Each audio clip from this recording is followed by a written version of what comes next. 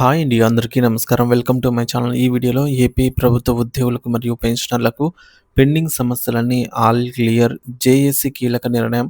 దీనికి సంబంధించిన పూర్తి వివరాలు వీడియోలో తెలుసుకుందాము. వీడియోనైతే ఎక్కడే కానీ స్కిప్ చేయకుండా ఎండ్ వరకు చూసేయండి. అప్పుడు ఇన్ఫర్మేషన్ పూర్తిగా అర్థమవుతుంది. అలాగే వీడియో చూస్తున్న ప్రతి ఒక్కరు వీడియోకైతే లైక్ చేయండి ఫ్రెండ్స్. ఈ వీడియోని తోటి ఉద్యోగ పెన్షన్ మిత్రులతో అయితే షేర్ చేయండి.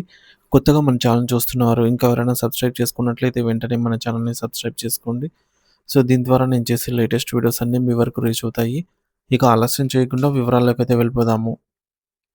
ఫ్రెండ్స్, ఇక విషయానికొచ్చినట్లయితే ఆంధ్రప్రదేశ్ రాష్ట్రంలోని ప్రభుత్వ ఉద్యోగులు మరియు పెన్షనర్లు తమ సమస్యలకు ఎప్పుడు పరిష్కారం లభిస్తుందా అని వెయ్యి కళ్ళతో ఎదురు చూస్తూ ఉన్నారు. సో, ఈ పరిస్థితి ఇప్పుడు నెలకొంది. ఇటీవల జరిగిన పరిణామాలు, ఉద్యోగ సంఘాల నేతలు ప్రభుత్వంతో జరిపిన చర్చలు తమ కష్టాలను తీరుస్తాయని అందరూ భావించారు. కానీ క్షేత్రస్థాయిలో పరిస్థితి చూస్తే ఎక్కడ వేసిన గొంగళి అక్కడే అన్న చందంగా తయారైంది. అక్టోబర్ 18న 2025 అక్టోబర్ 18న జరిగినటువంటి సమావేశంలో ప్రభుత్వం మరియు ఉద్యోగ సంఘాల మధ్య కొన్ని అంశాలపైన చర్చలైతే జరిగాయి. అందులో కేవలం ఒకే ఒక్క డిఏ మంజూరు చేయడం మినహా మిగిలిన వాటిపై స్పష్టతే రాలేదు. ముఖ్యంగా ఆర్థిక శాఖ, వైద్య ఆరోగ్య శాఖల పరిధిలో ఉన్నటువంటి అంశాలపై తీసుకున్న నిర్ణయాలు ఉద్యోగులకు తీవ్ర నిరాశను మిగిల్చాయని చెప్పాలి. ప్రధానంగా రాష్ట్రంలోని ఉద్యోగులు, పెన్షనర్లు అత్యంత ఆందోళన చెందుతున్న అంశం ఎంప్లాయీ హెల్త్ స్కీమ్ ఈహెచ్ఎస్.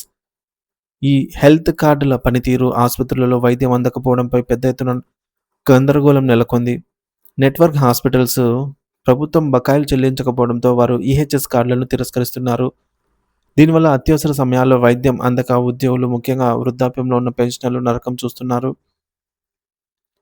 దీనిపై ప్రభుత్వం తక్షణమే నిధులు విడుదల చేసి సమస్యను పరిష్కరించుకోవాల్సింది పోయి, సమస్యల అధ్యయనం కోసం మళ్ళీ ఒక కమిటీని నియమించింది.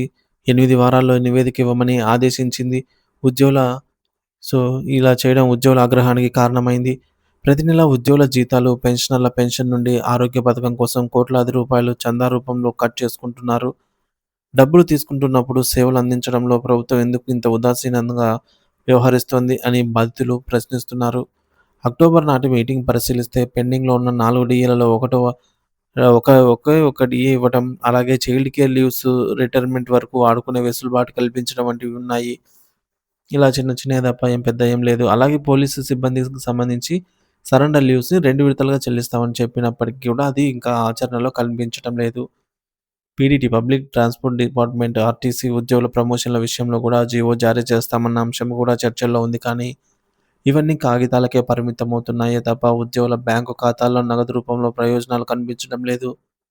దీంతో ప్రస్తుతం ఉద్యోగ సంఘాల నాయకత్వంపై సామాన్య ఉద్యోగులకు నమ్మకం సన్నగిల్లింది. నాయకులు ప్రభుత్వానికి బకాయిలుగా మారారని, ఉద్యోగుల బాధలను పక్కన పెట్టి ప్రభుత్వం పెద్దలకు తొత్తులుగా వ్యవహరిస్తున్నారనైతే తీవ్ర విమర్శలు వస్తున్నాయి. ఎన్నికలకు ముందు కుటుంబ ప్రభుత్వం మేనిఫెస్టోలో ఇచ్చిన హామీలు పీఆర్సీ, ఐఆర్, సీపీఎస్ వంటి అంశాలను గాలికి వదిలేశారనే భావన బలపడుతోంది. అందుకే ఇక ఈ నాయకులతో లాభం లేదని గ్రహించి ఈ డిసెంబర్ 15వ తేదీలోపు ఒక కొత్త స్వతంత్ర జాయింట్ యాక్షన్ కమిటీ జేఏసీని ఏర్పాటు చేయడానికి సన్నాహాలు జరుగుతున్నాయి. రాజకీయాలకు అతీతంగా కేవలం ఉద్యోగుల సమస్యలే ఎజెండాగా పోరాటం చేయాలని క్షేత్రస్థాయిలో ఉద్యోగులు నిర్ణయించుకున్నారు. మరి ప్రభుత్వం ఇకనైనా కాలయాపన ఆపి కమిటీ పేరుతో సాగదీయకుండా తక్షణమే పెండింగ్ బకాయిలు, మెడికల్ రియంబర్స్‌మెంట్ బిల్లులు చెల్లించాలి. అలాగే నెట్వర్క్ హాస్పిటల్‌కు నిధులు విడుదల చేసి ఈహెచ్ఎస్ సేవలను పునరుద్ధరించాలి. లేదంటే రాబోయే రోజుల్లో ఉద్యోగ లోకం నుండి తీవ్రమైన నిరసన సెగను ప్రభుత్వం ఎదుర్కోవాల్సి వస్తుంది. సామాజిక భద్రత మరియు ఆర్థిక న్యాయం కోసం ఉద్యోగులంతా ఐక్యంగా పోరాడాల్సిన సమయం ఆసన్నమైంది.